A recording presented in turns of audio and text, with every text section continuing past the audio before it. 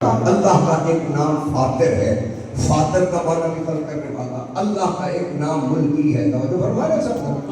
اللہ کا ایک نام ملکی ہے، ملکی کا معنی بھی خلق کرنے والا۔ میں ایک توجہ ہے لفظ پر تھوڑی سی وضاحت کرنا چاہتا ہوں کہ جب پروردگار کے ہر نام سے اس کی خالقیت کا اظہار ہے تو پھر اتنے نام لینے کی ضرورت کیا تھی؟ خالق کہہ دیتا کافی تھا، بارے کہہ دیتا کافی تھا، ناطق کہہ دیتا کافی تھا، مگر ہر نام سے خلقت کا انداز بدل جاتا ہے۔ خالق اسے کہتے ہیں جو شے سے شے بنائے، اور بارے اسے کہتے ہیں جو لا شے سے شے بنائے۔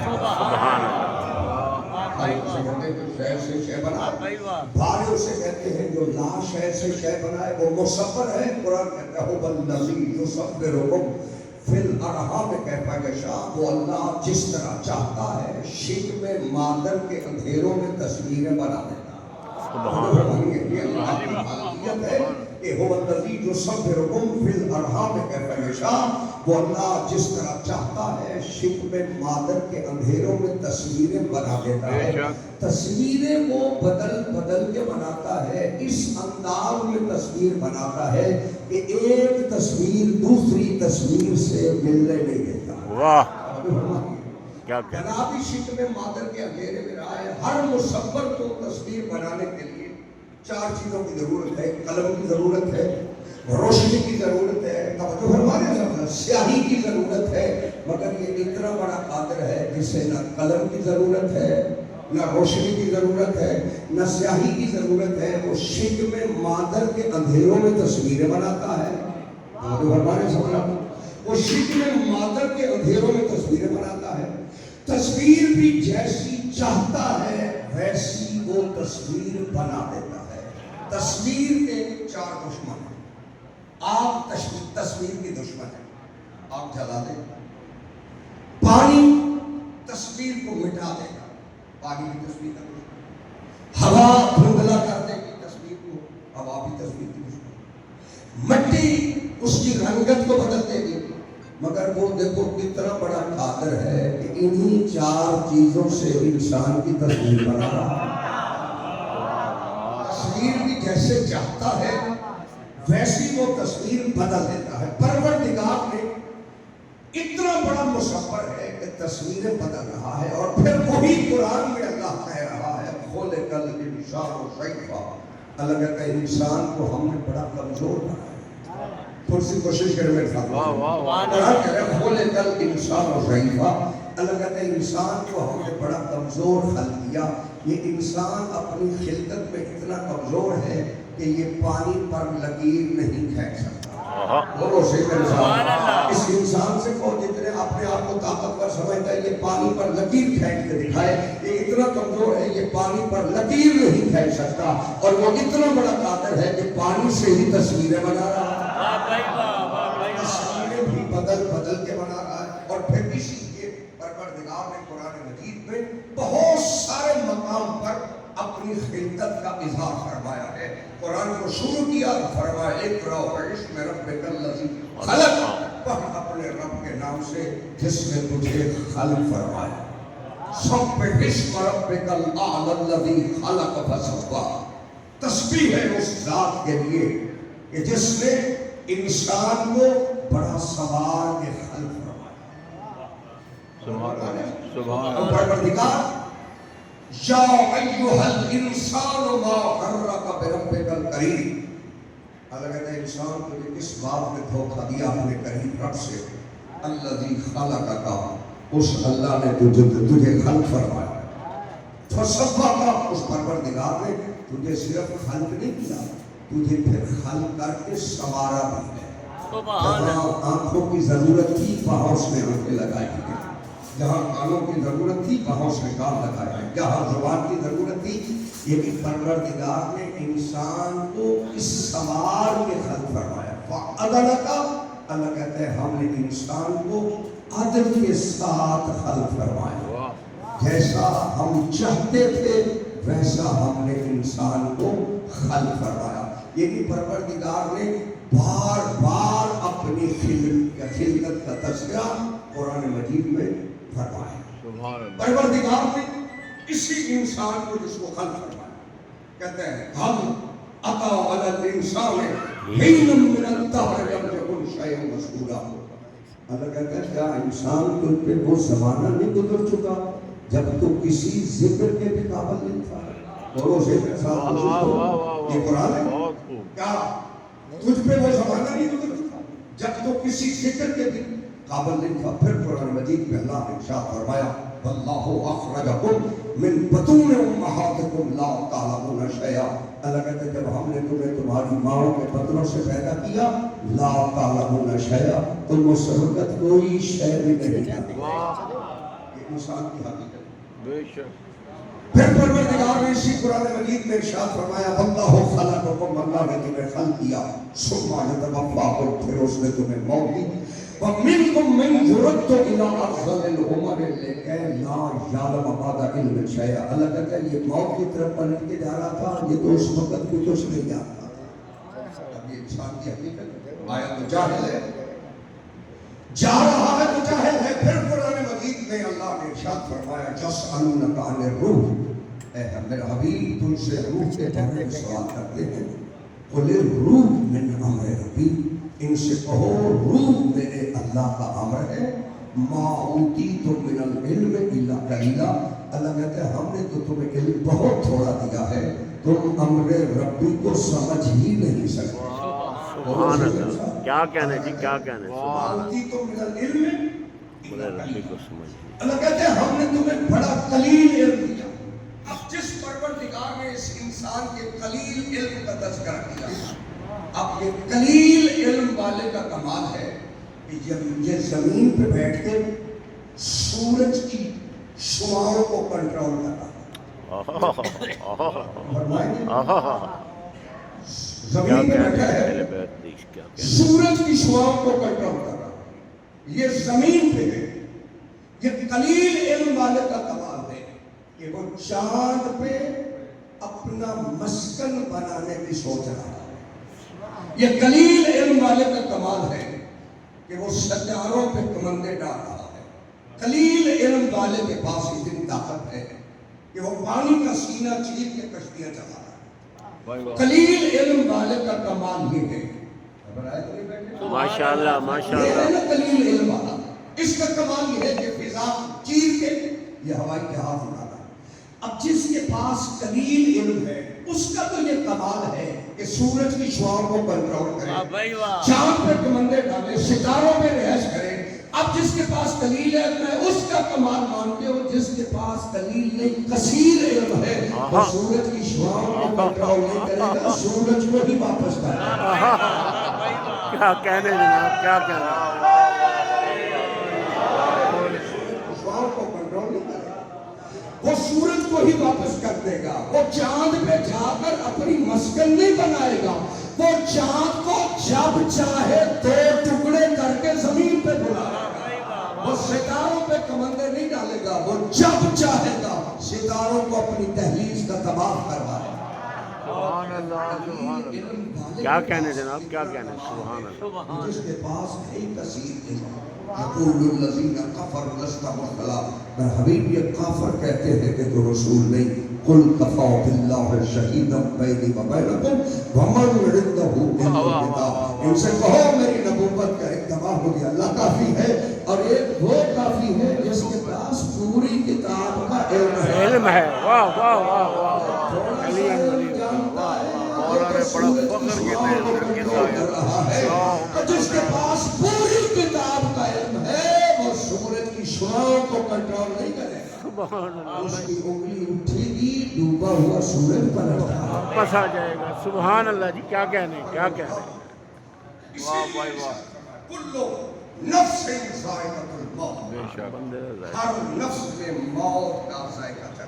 سبحان اللہ. یہ قرآن ہے. کل نفس ذائقۃ الموت. بے شک بے شک. ہر نفس میں موت کا ذائقہ چکھا. اچھا روح نے قرآن میں کہیں نہیں کہا کہ روح نے موت کا ذائقہ چکھا. قرآن نے یہ بھی کہیں نہیں کہا کہ بدن نے موت کا ذائقہ چکھا.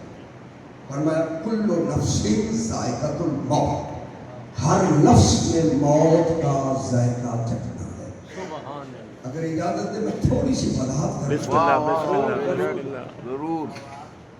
اللہ نے جو قرآن مجید میں لفظ استعمال فرمائے کل نفس ذائقۃ الموت، ہر نفس نے موت کا ذائقہ چکھنا ہے. مرنا نہیں کہا، ذائقہ چکھنا ہے.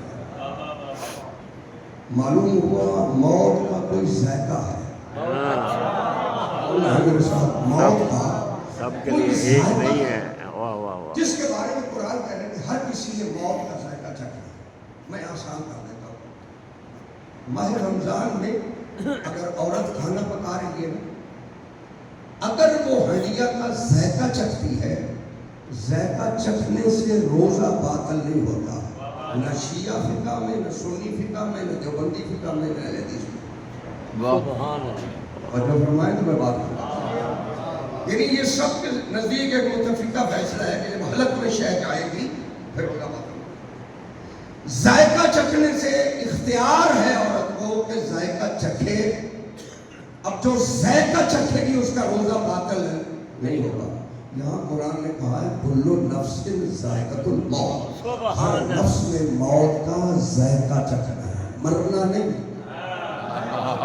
موت کا ذائقہ چکھنا ہے. اگر ذائقہ چکھنے والا مر جاتا ہے تو تو قبر پہ کھڑے ہو کے کہتا ہے اسماعیل فہم اسماعیل سن لو سمجھ. واہ بھائی واہ، واہ بھائی واہ، سبحان اللہ. اس کا مطلب ہے موت کا کوئی ذائقہ ہے. بے شک. اب ذائقہ چکھنا ہر کسی نے، مگر جو جاتا ہے وہ واپس آ کے بتاتا ہی نہیں ہے. پھر کیسے پتا چلے کہ موت کا ذائقہ کیا ہے؟ توجہ فرما نہیں سکتا، کیونکہ جانے والا واپس آتا نہیں، کسی کو وہ بتاتا ہی نہیں ہے. توجہ فرما نہیں سکتا. جانے والا جب جاتا ہے واپس آ کے کسی کو بتاتا نہیں کہ موت کا ذائقہ کیا ہے. توجہ میں نہیں کر رہا. اگر کربلا نہ ہوتی تو قیامت تک کسی کو بھی موت کے ذائقے کا پتہ نہ ہوتا. کربلا تھی جس نے آ کر موت کا ذائقہ بتایا شہزادہ قاسم سے. امام حسین علیہ السلام نے پوچھا بیٹا موت کو کیسے پاتے ہو؟ فرمایا احلی من الاصل، میں اسے شاہد سے بھی زیادہ میٹھا سمجھتا. بولو سے احلی من الاصل، میں اسے شاہد سے بھی زیادہ شیریں سمجھتا ہوں، میٹھا سمجھتا ہوں. معلوم ہوا جنہیں موت کے ذائقے کا پتہ تھا وہ بتا رہے تھے کہ موت کا ذائقہ. بولو سے موت کا ذائقہ کیا ہے؟ میں ایک اور دلیل دے دیتا ہوں. حسین ابن علی نے شام رات کو چراغ گل کر کے کہا چلے جاؤ میں حسین تمہاری جنت کا ضامن ہوں، مگر جانے میں کوئی بھی نہیں اٹھا. اور جب صبح روز عاشور ہوئی ہر کوئی کہہ رہا تھا کہ حسین پہلے مجھے اور موت کی اجازت دے، حسین پہلے مجھے موت کی اجازت دے. اس ذائقے کو جانتے تھے تو پہلے جانا چاہتے. ذائقے کو جانتے تھے تو سبحان اللہ. آسان کر دیتا ہوں. دعویٰ ہوتا ہے، دلیل ہوتی ہے. دعویٰ یہ ہے کہ موت کا ذائقہ شہزادہ قاسم دعویٰ کر رہا ہے کہ موت کا ذائقہ شاہد سے بھی زیادہ میٹھا ہے. دلیل 6 ماہ کا حسین کا بیٹا دے رہا ہے، ادھر تیر گلے پہ لگا ہے اور حسین کا بیٹا مسکرا کے بتا رہا ہے اگر ذائقہ میٹھا نہ ہوتا تو لوگوں پہ مسکراہٹ کیسے آتا. معلوم ہے اللہ کہہ رہا ہے کل نفس ذائقۃ الموت، ہر نفس نے موت کا ذائقہ چکھنا. پھر قرآن مجید میں اللہ نے ایک اور مقام پہ ارشاد فرمایا ما تدری نفس بأی ارض تموت. اللہ کہتا ہے کسی نفس کو نہیں پتا کہ اسے کہاں مرنا. آیت ہے روایت تو ہے نہیں. بے شک. ما تدری نفس، کوئی نفس ادراک نہیں رکھتا بأی ارض تموت کہ اسے کس سرزمین پر مرنا. اب جتنے ساتھی نے مجھے تھوڑی سی توجہ آپ چاہیے. اللہ کہہ رہے کوئی نفس نہیں جانتا کہ اسے کہاں مرنا ہے، مگر نسم تمار جانتا ہے کہ اسے کہاں مرنا ہے. ہمارے یاسر جانتا ہے کہ اسے کہاں مرنا ہے. ابو ذر غفاری جانتا ہے کہ اسے کہاں مرنا ہے. سلیمان محمدی جانتا ہے کہ اسے کہا مرنا ہے جو محمد و علی کے صحابہ کے نفس کو نہیں سمجھ سکا، وہ نفس اللہ پہ کیا بحث کرا، نفس رسول پہ کیا؟ سبحان اللہ پروردگار علی کے ابن ابی طالب بستر رسول پہ سوتے۔ سبحان اللہ۔ اب میرے پاس کم ہے، یہ مجبوری ہے، لیکن تھوڑی سی کوشش کریں تو میں بات تک پہنچا سکوں۔ اللہ نے سوئے ہوئے علی سے کہا، آیت ہے قرآن کی، سبحان وَمِنَ النَّاسِ مَن يَشْرِي نَفْسَهُ ابْتِغَاءَ مَرْضَاتِ اللَّهِ، لوگوں میں کچھ ایسے ہیں جو اپنے نفسوں کو بیچتے ہیں اللہ کی رضا کو خریدنے۔ واہ بھائی واہ واہ بھائی واہ۔ کیا کہنے جناب، کیا کہنے، کیا کہنے؟ پروردگار نے سوئے ہوئے علی کی نفس کو، جان کو خریدا ہے، بدلے میں اللہ کہتے ہیں ہم نے جنت دی ہے۔ جو شے بدلے میں دی جائے اس پہ احسان نہیں ہوتا۔ واہ بھائی واہ۔ بولو سے میرے ساتھ، جو شے بدلے میں دی جائے وہ احسان نہیں ہوتا، احسان ہوتا ہے بدلے سے کچھ زیادہ دیا جائے۔ بولو سے میرے ساتھ، بدلے سے کچھ زیادہ یعنی یہ لاؤڈ سپیکر کی مزدوری آپ نے 5,000 طے کی ہے، یہ 5,000 کو جزا ہے، بدلہ ہے، یہ احسان نہیں ہے۔ 6 دیتے ہیں تو 1,000 احسان ہے، 5,000 جزا ہے۔ اللہ کہتا ہے یہ جان خرید کے ہم نے جو اپنی مرضیاں دی ہیں یہ ہم نے بدلہ دیا ہے، احسان نہیں دیا۔ معلوم ہوا نفس علی اور مرضات اللہ برابر تھی تو سودا ہوا۔ کیا کہنے؟ اور مرضات اللہ برابر تھی تو اللہ نے سودا سودا کے برابر اللہ سودا کر رہا۔ معلوم ہوا اللہ کو سودا وارے میں تھا، حالانکہ سوئے ہوئے کسی فقہ میں بھی تجارت جائز نہیں ہے۔ فرمایا کہ میں بات ہاں جی، بندہ سو گیا، آپ اس کی جنس خرید سکتے ہیں؟ گندہ پڑی آپ خرید نہیں، سوئے ہوئے۔ پھر شریعت مصطفیٰ میں رات کے اندھیرے میں سودا کرنا، تجارت کرنا مکروہ ہے۔ واہ جی واہ۔ رات کو پتہ ہی نہیں چلتا جنس خرید ہے یا کھوٹی ہے، یا ملاوٹ شدہ ہے۔ سبحان اللہ جانے جو دنیا کو کہتا ہے کہ رات کے اندھیرے میں تجارت مکروہ ہے، وہ خود علی سے رات کو تجارت واہ کرتا بھائی ہے۔ واہ واہ بھائی واہ۔ معلوم ہوا اسے پتا ہے یہ سودا کھرا ہی ہے، چاہے رات کو خرید لیا جائے چاہے دن کو خرید لیا جائے۔ اب یہ پروردگار نے سوئے ہوئے علی کو نفس اللہ کا، اب قرآن مجید میں کیا کہنے؟ جب عیسائی نجران آئے پیغمبر اکرم کے مقابلے میں، اللہ نے کیا کہا؟ فمن حاجۃ فیہ من بعد ما جاءک من العلم، اے میرا محمد اب تک ان کے پاس علم آ چکا ہے، دلیل ان کے پاس آ چکی ہے، اب بھی اگر یہ نہیں مانتے فَقُلْ تَعَالُوا نَدْعُ أَبْنَاءَنَا وَأَبْنَاءَكُمْ، ان سے کہو تم اپنے بیٹے لے آؤ ہم اپنے بیٹے لے آؤ۔ سبحان۔ فَقُلْ تَعَالُوا نَدْعُ أَبْنَاءَنَا وَأَبْنَاءَكُمْ، ان سے کہو تم اپنے بیٹے لے آؤ ہم اپنے بیٹے لے آتے ہیں۔ اچھا ایک بات میں آپ سے کرنا چاہتا ہوں، جس کے بارے میں آپ کو علم ہے کہ اس کے ہاں اولاد نہیں ہے، آپ اسے جب کارڈ بھیجیں گے شادی کا یا کوئی اور، اس میں لکھیں گے کہ اپنی بیٹوں کو ساتھ لائیں، جب آپ جانتے ہیں کہ اس کے پاس بیٹے نہیں ہیں۔ سبحان اللہ، واہ جی واہ واہ جی واہ واہ جی واہ۔ بیٹے نہیں تو آپ نہیں لکھیں گے، جس کو نہیں جانتے اس کا تو ایک الگ مسئلہ ہے کہ آپ لکھ دیں گے احمدیات کے ساتھ۔ جس کے بارے میں آپ کو علم ہو کہ اس کے ہاں بیٹا نہیں ہے، آپ اسے لکھیں گے تو اس کا دل خوش نہیں ہوگا، دل دکھے گا۔ اللہ جو محمد مصطفیٰ کو کہہ رہے ہیں ان سے کہو تم اپنے بیٹے لے آؤ ہم اپنے بیٹے لے آؤ، اس وقت تو محمد مصطفیٰ کے پاس بیٹے نہیں تھے۔ سبحان اللہ، واہ بھائی واہ واہ بھائی واہ واہ بھائی واہ۔ بولو سے میرے ساتھ وہ بیٹے دیے تھے اللہ نے اٹھا لیے. اللہ تو جانتا ہے کہ اس کے ہاں بیٹے نہیں ہیں. پھر کہہ رہا کہ ان سے کہو تم اپنے بیٹے لے آؤ.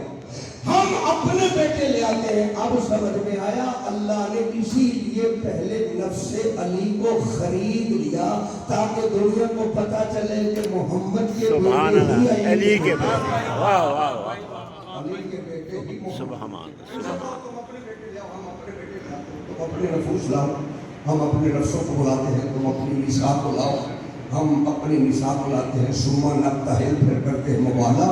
فنجعل لعنت اللہ علی الکاذبین, جو جھوٹا ہوگا اس پر اللہ کی لعنت. لعنت ہوگی. واہ جی سبحان. اب یہ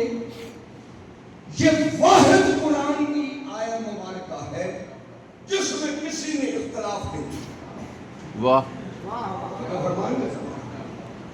کسی کو اختلاف نہیں. آیت تطہیر بڑی واضح تھی کہ کس کی شان میں ہے, لیکن لوگوں نے اس میں بھی کچھ حصہ ڈال دیا کہ فلاں بھی آیت تطہیر میں شامل ہے, فلاں بھی آیت تطہیر میں شامل ہے. آیت مودت بڑی واضح تھی, اس میں بھی اختلاف ہو گیا. مفسرین کا اختلاف ہے سبحان اللہ. کہ اس نے شامل کر دیا. مگر یہ مبالغہ ایک ایسی آیت ہے جس میں کوئی شامل چیز نہیں شامل ہے. نہیں. واہ واہ واہ واہ. ابنا میں صرف سب نے حسن و حسین کو لکھا, نساء میں سب نے سیدہ طاہرہ کو لکھا, انفسنا سب نے علی ابن ابی طالب کو لکھا. یہ 5 کا مقدس لشکر چلا عیسائیوں کے مقابلے توحید کو ثابت کرنے کے لیے. اب سارے حضرات ایک میں تھوڑی سی توجہ مجھے چاہیے. بسم اللہ بسم اللہ. آل محمد. سب نے یہی لکھا کہ ابناء سے مراد حسن و حسین ہے, بے شک نساء سے مراد سیدہ سیدہ فاطمہ. انفسنا سے مراد علی ابن ابی طالب. یہ 5 کا قافلہ لے کے محمد مصطفیٰ چلے. سبحان اللہ. 5 کا قافلہ لے کر پاک پیغمبر گھر سے نکلے. جہاں وہ مقام مبالغہ تھا, مسجد مبالغہ آپ نے دیکھی ہوگی جو گئے جی, وہاں پیغمبر اکرم پہنچے. 3 دن پیغمبر اکرم نے ان سے مناظرہ کیا ہے. عیسیٰ ابن اللہ نہیں ہے, عبداللہ. بولو سے میرے ساتھ, عیسیٰ اللہ کا بیٹا نہیں ہے, عبداللہ اللہ کا عبد ہے. اب مجھے ایمان سے بتاؤ, جتنے شیعہ سنی حضرات تشریف فرماؤ, محمد مصطفیٰ دلیل دینے والا ہو, دلیل قرآن ہو, واہ بھائی واہ. نہ قرآن کی آیت میں شک ہے, نہ قاری کی قرأت میں شک ہے. بولو صحیح. قاری بھی کائنات کا سب سے بڑا قاری ہے, سبحان اللہ سبحان. اور کتاب بھی کائنات کی سب سے بڑی کتاب ہے. یعنی واحد کتاب ہے جس کو اللہ نے برہان کہا ہے. تورات کو برہان نہیں کہا, انجیل کو برہان نہیں کہا, زبور کو برہان نہیں کہا. یہ ساری کتابیں اللہ کی کتابیں ہیں. مگر اللہ نے جو چیلنج کیا ہے تو اسی پہ قد جاءکم برہان من ربکم, یہ تمہاری طرف, تمہارے رب کی طرف سے برہان آیا ہے. برہان اس دلیل کو کہتے ہیں جس کا جواب کوئی نہ دے سکے. بولو سے اسی لیے پروردگار نے جب اس کو برہان کو دلیل کے طور پہ پیش کیا تو فرمایا قل لا اجتمعت الانس والجن علی ان یأتوا بمثل هذا القرآن لا یأتون بمثلہ. اللہ کہتا ہے کائنات کے جن اور انسان مل کر بھی اس قرآن جیسا قرآن بنانا چاہیں تو نہیں بنا لا یأتون بمثلہ. اللہ کہتا ہے اس جیسا بنائیے. پھر پروردگار نے کہا ان کنتم فی ریب مما نزلنا علی عبدنا فاتوا بسورۃ من مثلہ.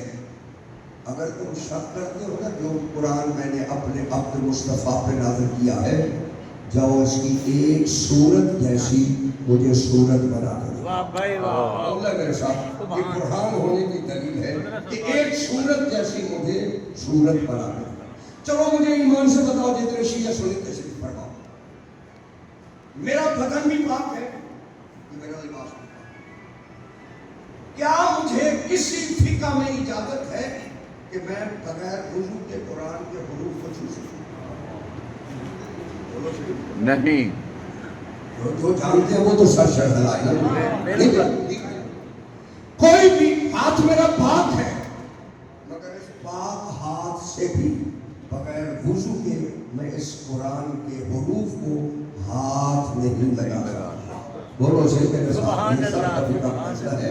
یہ ایک فقہ کا مسئلہ نہیں, سب کی مشترکہ فقہ کا مسئلہ ہے کہ ایک یہ ہاتھ نہیں لگا سکتا جتنے تک میں وضو نہ کروں.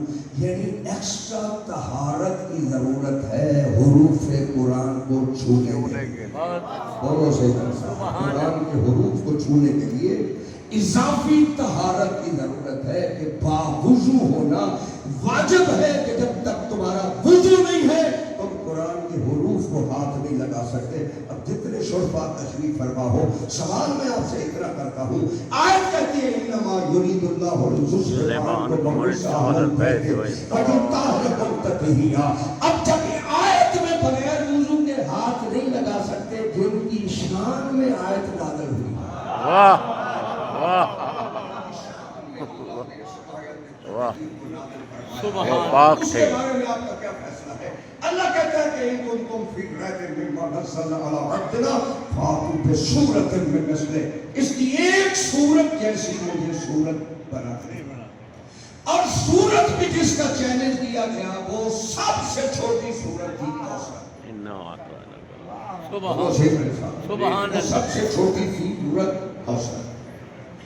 کوثر ایک واحد سورہ مبارکہ ہے جس میں پروردگار نے کل 3 جملوں کا استعمال کیا. سبحان اللہ. ان اعطیناک الکوثر فصلی لربک وانحر انا شانئک ابتر.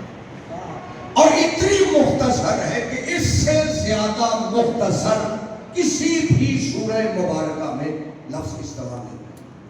کل 10 الفاظ کے مجموعے کو اللہ نے سورہ کوثر بنا کر. سبحان اللہ. انا اعطیناک الکوثر فصلی لربک وانحر انا شانئک هو الابتر. یہ کل 10 الفاظ. اور پھر میں پوری ذمہ داری سے جملہ کہہ رہا ہوں, ان 10 الفاظ میں بھی 5 لفظ ایسے ہیں جو اللہ نے پھر پورے قرآن میں کہیں دہرائے نہیں. واہ, کیا کہنے کیا کہنے کیا کہنے. سبحان اللہ.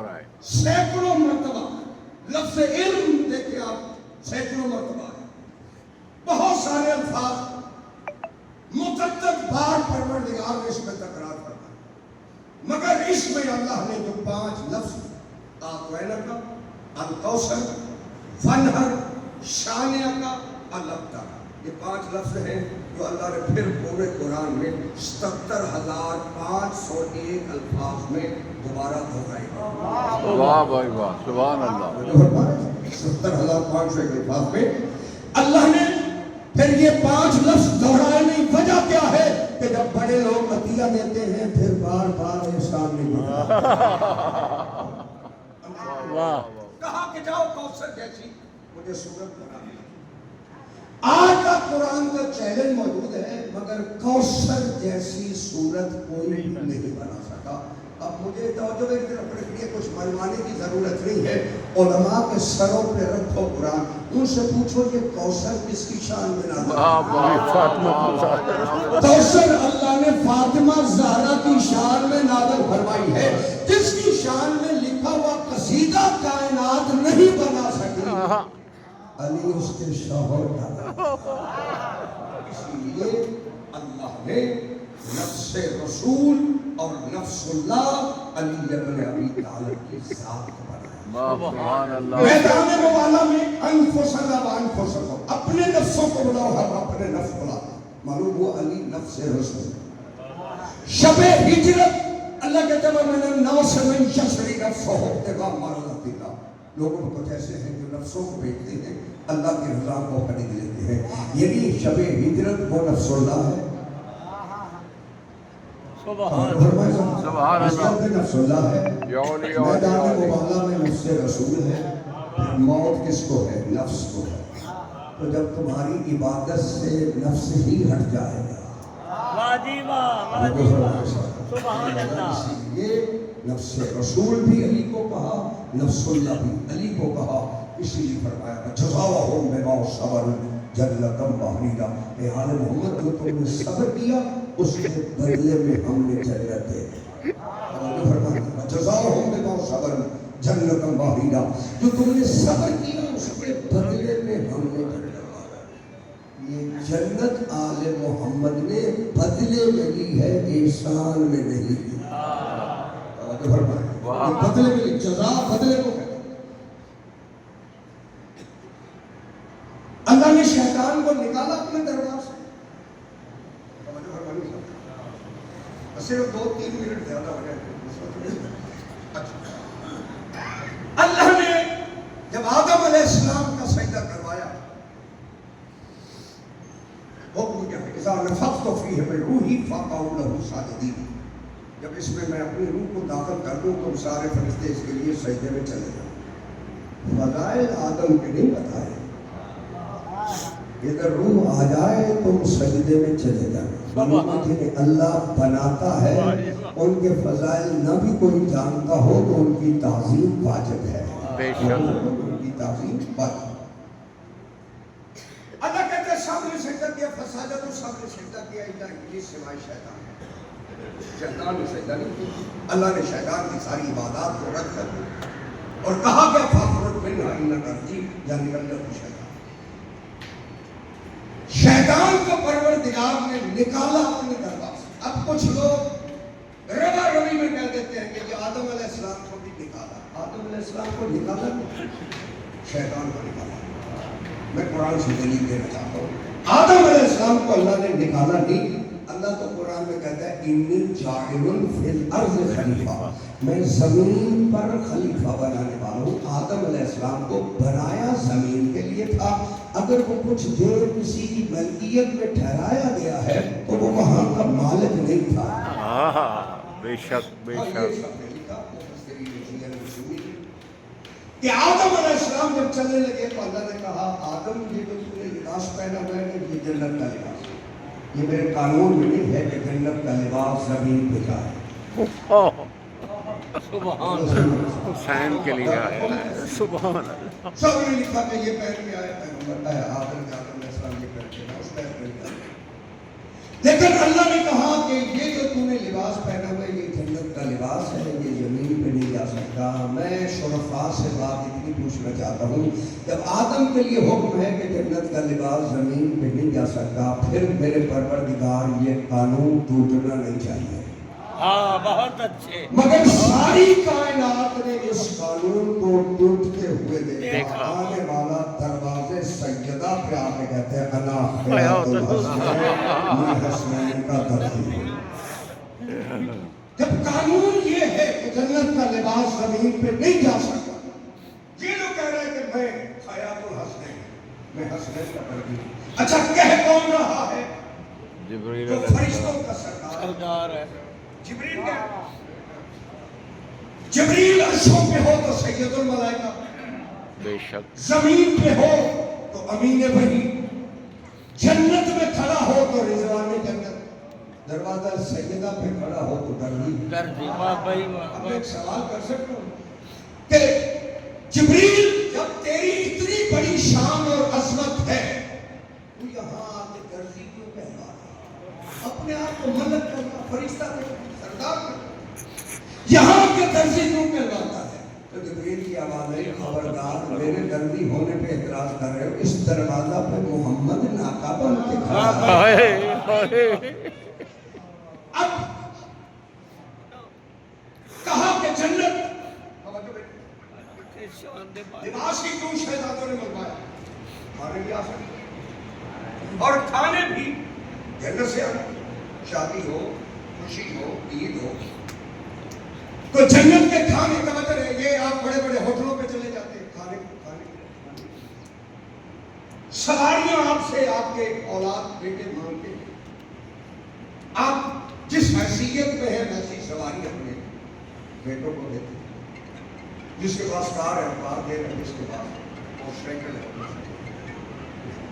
یہاں شہزادوں نے سواری مانگی ہے، وہاں محمد مصطفیٰ نے اپنے آپ کو خود پیش کیا، کیونکہ بتانا یہ تھا جیسے سوار ہیں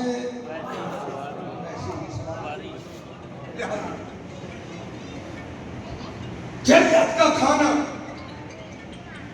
یہاں پہ کھانے جا سکتے ہیں، رسول بھی جنت سے کھانا منگواتے ہیں، مگر شہزادوں نے لباس کیوں؟ اگر کھانا منگواتے تو دنیا کہتی رسول کے لیے کھانا آیا تھا، سبحان اللہ، شہزادے ساتھ گئے، سبحان اللہ، اسی لیے شہزادوں نے لباس منگایا تاکہ دنیا کو پتا چلے مصطفیٰ کے امامے کا سائل اور ہے۔ اچھا بات تو وہی پھر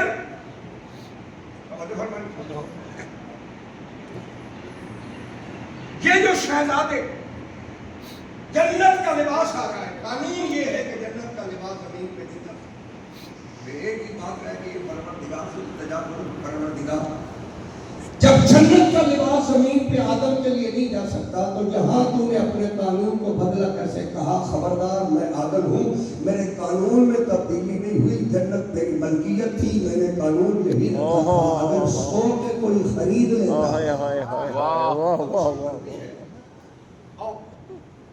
جنت اس انداز میں خریدی ہے اہل بیت علیہ السلام نے کہ حسین نے یہ نہیں دیکھا کہ میرا اکبر 18 سال، حسین نے یہ نہیں دیکھا کہ میرا قاسم 13 سال کا ہے، حسین نے یہ نہیں دیکھا کہ اور محمد کی بڑی، حسین کربلا میں سب کو لا کر کہہ رہا ہے میرے پروردگار اب تو میرے خیموں میں کچھ میں نے 6 ماہ کا اصغر بھی تیرے دین پر قربان کر دیا، میں نے 13 سال کے شہزادے کو تیرے دین پہ قربان کیا ہے، اور یہاں تک نہیں ہے، زہرا بلال جب 72 لاشیں اٹھا کے گنج شہداء میں رکھ چکا، اس وقت چلا ہے زہرا بلال، جب میدان کربلا میں پہنچا ہے نا، علی کے بیٹے نے علی کے انداز میں تلوار کو نکالا، حملہ کیا، جب فوج کوفے کی دیواروں سے ٹکرائی، علامہ الحفیظ کی آوازیں بلند ہوئی، یا ہاتف غیبی سے آواز آئی، یا ایتھا النفس المطمئنہ ارجعی الی ربک راضیۃ مرضیہ، اے نفس مطمئنہ تو میری طرف پلٹا، میں اللہ تجھ سے راضی ہوں، تو مجھ سے راضی ہو جا۔